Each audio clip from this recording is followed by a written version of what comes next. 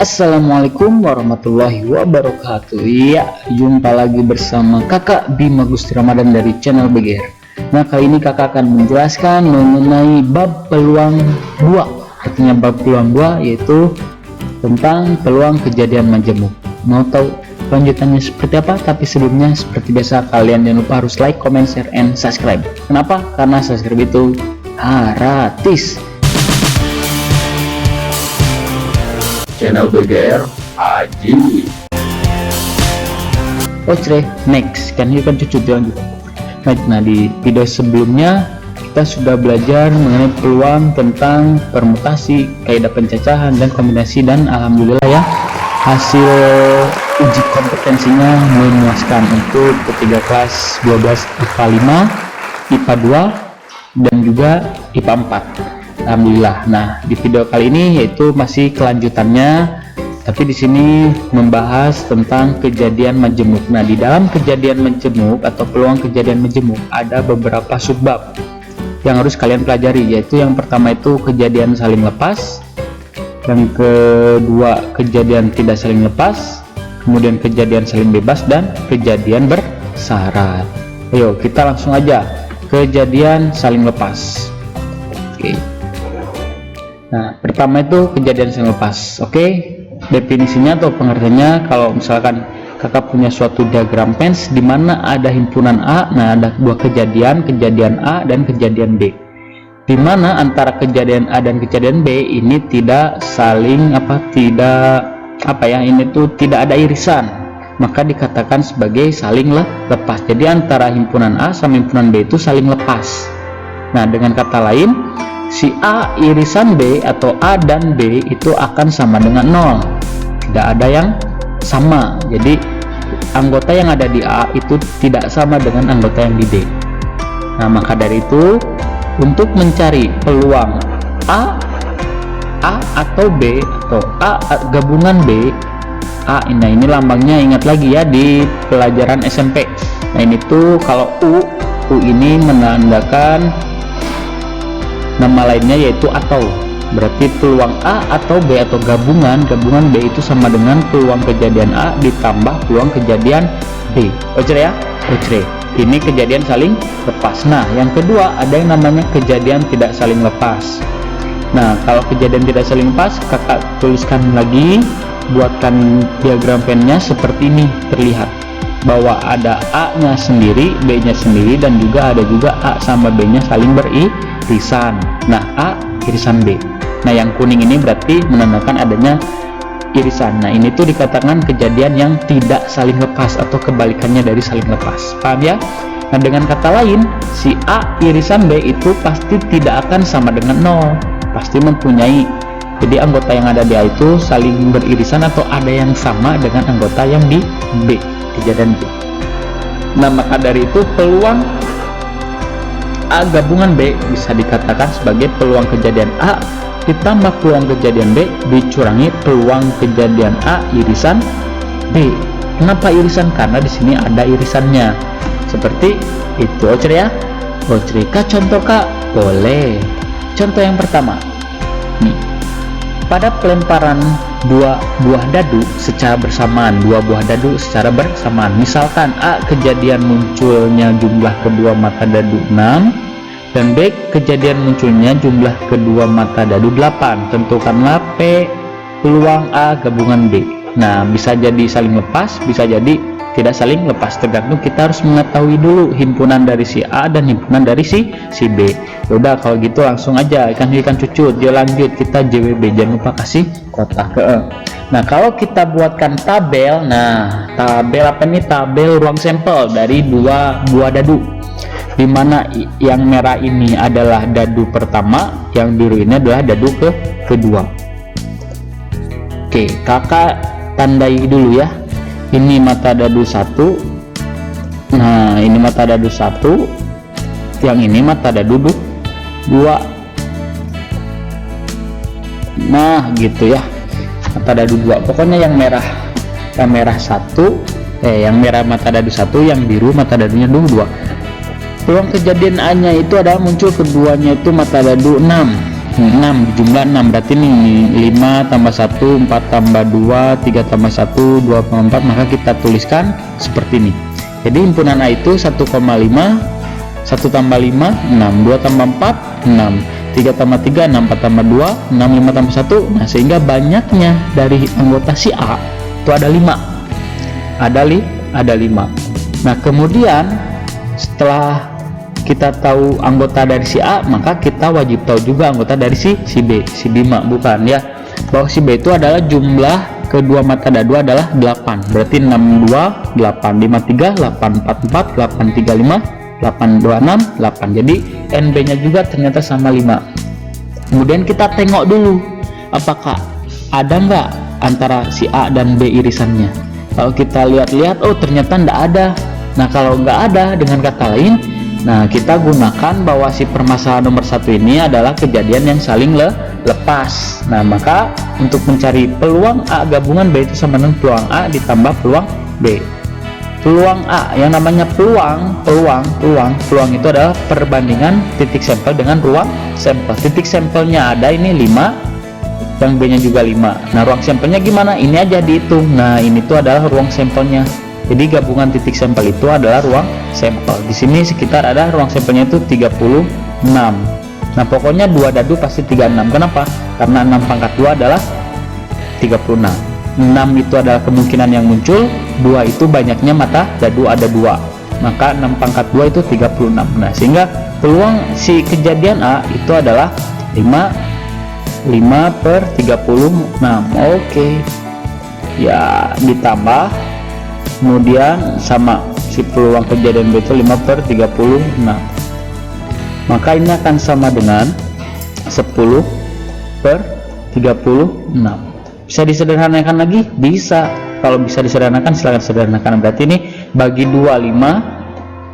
Oke, dibagi 2 18. Nah, jadi jawabannya itu adalah 11. Peluang itu pasti maksimalnya 1, minimalnya yang nggak mungkinnya 0. Jadi nilai peluang itu antara 0 dan 1. Oke ya? Paham?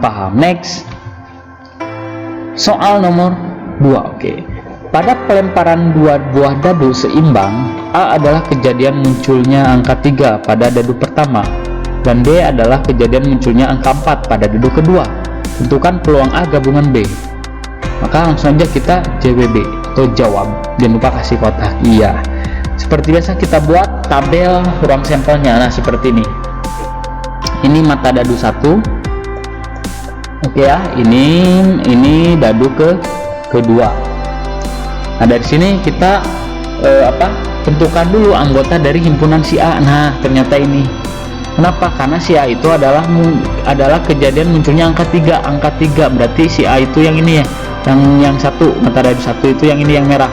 1 ya 3 ya. 1 2 3 4 5 6 ada 6. 3,1 3,2 3,3 3,4 3,5 dan 3,6. Banyaknya anggota si A adalah 6. Kemudian si B, nah sama 6, yaitu B itu munculnya angka 4, berarti yang biru 4. Yang biru 4, nah 4 4 4. Oke, berarti 1 4 2 4 3 4 4 4 5 4 6 4. Banyak dari anggota B adalah 6. Kita tengok dulu antara A dan B, apakah ada yang sama atau beririsan enggak? Oh, ternyata ada, Kak. Nah, jadi A irisan B itu adalah 3,4. 3 dan 4 nya yang ini.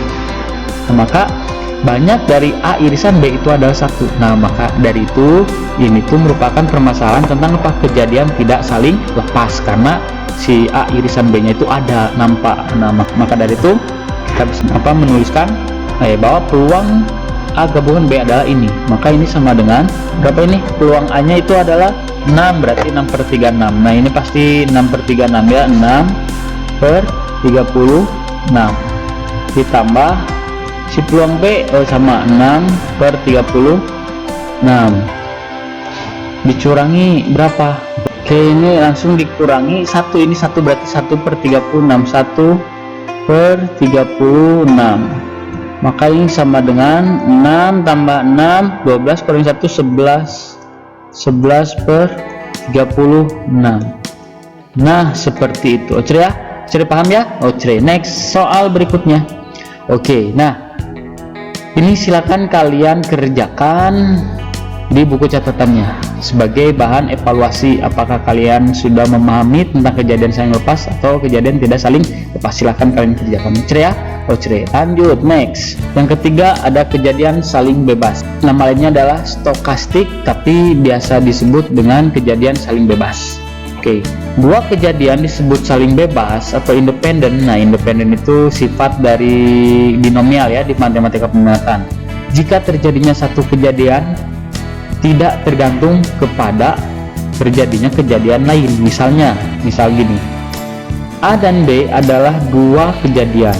Kejadian A dikatakan bebas kepada kejadian B jika terjadinya A tidak tergantung pada terjadinya B, sehingga A dan B keduanya saling bebas. Atau jika PA peluang kejadian A dan PB peluang kejadian B, maka peluang kejadian A dan B adalah hasil kali kedua kejadian, atau bisa kita tulis dalam matematika peluang A dan B itu sama dengan peluang kejadian A dikali peluang kejadian B. Seperti itu. Kak pusing kak? Oke, kak contoh kak? Boleh. Contoh yang pertama, dua dadu seimbang dilemparkan, tentukan peluang munculnya mata dadu angka 2 pada dadu pertama dan mata dadu angka 5 pada dadu kedua. Oke, kalau gitu kita buat apa? Nah, ini tabel lagi. Kalau si yang merah itu dadunya itu yang pertama, kalau yang biru itu dadu kedua. Dadu pertama muncul angka 2, berarti si A misalkan. Nah, peluang 2 itu muncul angka 2 itu pada dadu pertama itu 6 per 36. Berarti 2 ini kan 1 2 3 4 5 6. Terus si peluang 5 pada dadu kedua sama ternyata 6 per 36 yang biru ya, karena yang biru itu mata dadu kedua. 5 mana 5. Nah, 5 1 2 3 4 5 6 per 36 peluangnya.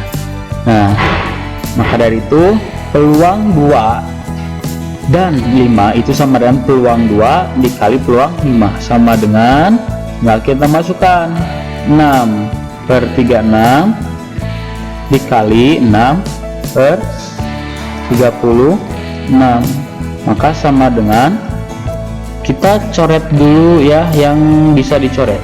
Maka ini 36 dibagi 6 ini 1, ini 6 coret, ini 6 coret, jadi sisanya berapa bro? Yoi bro, yaitu 1 per 36.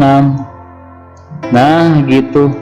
Voucher ya, jos ya, jos. Oke lanjut, next soal nomor 2. Dari seperangkat kartu remi diambil kartu satu demi satu tanpa pengembalian. Tentukan peluang yang terambil keduanya kartu as. Oke, kita langsung jawab aja langsung. Nah, peluang terambilnya kartu as yang pertama yaitu, ingat, kenapa nih 4? Karena di sini ada kartu remi. Kartu remi itu tanpa joker, jumlahnya itu semua 52, berarti kita anggap itu ruang sampel. Nah, kartu as dalam suatu remi itu ada 4 macam. Ada as tempe, ada as padung, love, terus ada as keriting gitu ya. Jadi ada 4. Jadi ini perbandingannya 4 per 52. Atau bisa kita sederhanakan lagi menjadi 1 per 13 itu ya. Nah, kemudian ada di sini apa, 1 demi 1 tanpa pengembalian, yang harus kalian garis bawah ini, tanpa pengembalian. Sehingga kalau kita sudah mengambil kartu as yang pertama, berarti sisanya tinggal, mengambil kartu as yang kedua itu tinggal 3. Jadi si kartu asnya tinggal 3. Kemudian si ruang sampel yang tadinya 52, ini 52 dikurangi 1 karena udah diambil tanpa pengembalian, berarti tinggal 51. Sehingga peluang dari terambilnya kartu as yang kedua itu adalah 3 per 51 gitu ya.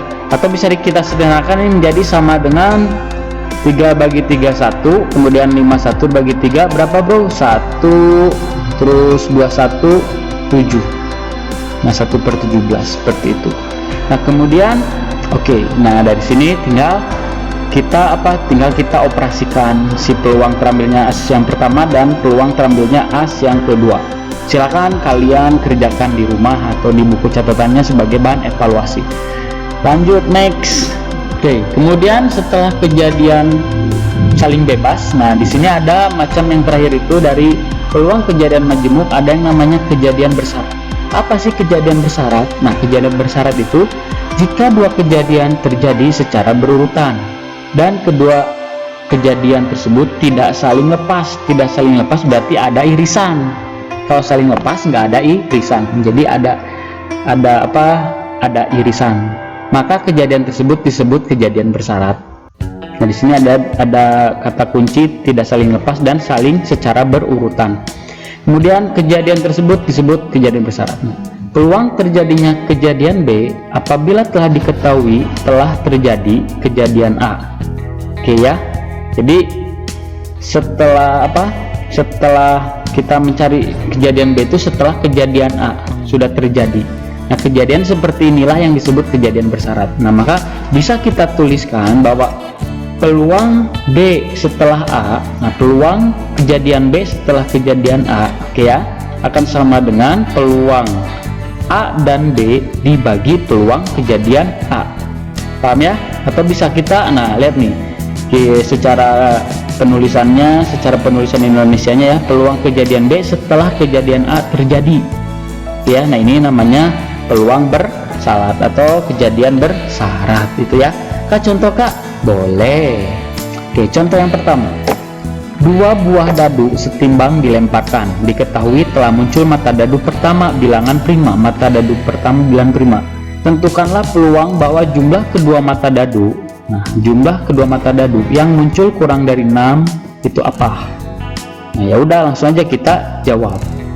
Nah, yang pertama yang harus kalian lakukan yaitu, nah kita pakai pemisahan. Misal si A itu adalah kejadian mata dadu pertama bilangan prima, maka bilangan prima dari ruang sampel yang tabel sudah kakak jelaskan di slide sebelumnya. Nah, seperti ini, yaitu bilangan prima itu adalah bilangan prima itu adalah 2, terus 3, terus berapa lagi? 2, 3, 5. Yoi bro. Nah gitu, 2, 3, 5, 2, 3, 5. Berarti A nya itu adalah 2,1, 2,2 sampai 2,6. Terus si 3 bilangan prima. Nah ini jadi si 2 ini mata dadu 1, ini mata dadu yang kedua gitu ya. Berarti ini 21, 22 sampai 26, ini juga 31 sampai 36, terus 5, 51 sampai 56. Nah ini adalah apa coba? Nah, mata dadu pertama bilangan prima. Berapa peluang kejadian A-nya? Yaitu 18/36. Nah, 18 ini titik sampel yang ini. Oke ya, kalau 36 ini ruang sampel dari tabel 2 buah dadu atau 6/2 36. Nah, kemudian kita misalkan lagi B itu adalah kejadian jumlah kedua mata dadu kurang dari 6. Jumlah mata dadu kurang dari 6. Oke. Nah, maka dari itu sama kita tentukan himpunan dari si B. Nah, yang kurang jumlah mata dadu kurang dari 6. 2 tambah 1 3 kurang dari 6. 2 tambah 2 4 kurang dari 6. 2 tambah 5 ya 5 kurang dari 6. 3 tambah 1 ya, terus 3 tambah 2 5 juga. Gitu ya. Kalau 5 tambah 1 6. Ini sedangkan kurang dari 6 tah. Nah, itu ya, oke ya. Nah, ini lihat nih, tentukan peluang bahwa jumlah kedua mata dadu yang muncul kurang dari 6. Nah, dari sini tuh kita ambil yang kurang dari 6 siapa aja gitu. Ini dari yang ini, seperti itu ya. Kemudian nah, langsung di sini pasti ada irisannya. Irisannya itu A irisan B itu adalah ya, kayaknya semua anggota yang ada di B itu irisannya ya. 21, 22, 23, 31, 32 semuanya ada. Nah, kalau udah tahu seperti ini, maka kita apa? Nah, tentukan peluang dari si A irisan B. Nah, maka kita peroleh, karena titik sampelnya ada kali 5 per ruang sampelnya 36 berarti 36. Nah, dari sini baru kesimpulannya itu peluang jumlah mata dadu kurang dari 6 jika mata dadu pertama prima. Oke, jika mata dadu pertama prima ini, nah ini namanya peluang bersyarat. Karena apa? Karena kejadian A itu atau peluang kejadian B itu setelah kejadian A. Oke ya. Jadi peluang kejadian B setelah kejadian A itu sama dengan tinggal kita masukkan peluang A irisan B nya berapa? 5/36. Berarti ini 5/36 dibagi berapa? peluang kejadian A yang ini bro. Oke, 18/36, 18 per 36. Oke, ternyata di sini ada yang dicoret coret yang mana bro? Yoi bro, yang ini nih. Oke, 36 ini coret, 36 coret. Nah, itu ya. Sehingga hasil akhirnya itu sama dengan sisanya 5 ya, bukan 5. Nah, kalau 5 kakak betul ya, 18. Nah, gitu. Nah, jadi peluang bersyarat dari B setelah A itu adalah 5/18. Oke ya? Oke? Nice. Oke, ikan cucut ya, lanjut. Sebelumnya ada pertanyaan? Bagus, nggak ada ya. Mudah-mudahan kalau kalian bisa, insya Allah soal seperti apapun kalian akan bisa ya. Tapi bagi kalian yang belum bisa, silakan diulangi lagi video pembelajarannya, ditonton lagi dengan fokus, tanpa skip. Oke ya. Dan jangan lupa di-share sebanyak-banyaknya ke kawan-kawan kalian agar kawan-kawan kalian juga bisa merasakan manfaat dari pembelajaran jarak jauh gitu ya. Kemudian, nah di sini ada apa? Ada 2 soal lagi ya untuk bahan evaluasi. Nah, jadi intinya kalau kalian pengen bisa matematika sama kakak juga ya, harus sering-seringlah kalian berlatih mengerjakan soal-soal seperti itu. Nah, seperti halnya di video pembelajaran ini ada materinya, ada penjelasan pembahasannya, kemudian ada evaluasinya untuk kalian kerjakan di bukunya masing-masing. Nah, seperti itu. Nah, segitu aja dari kakak. Mudah-mudahan bermanfaat. Mohon maaf apabila ada salah kata. Wassalamualaikum warahmatullahi wabarakatuh. See you, bye-bye.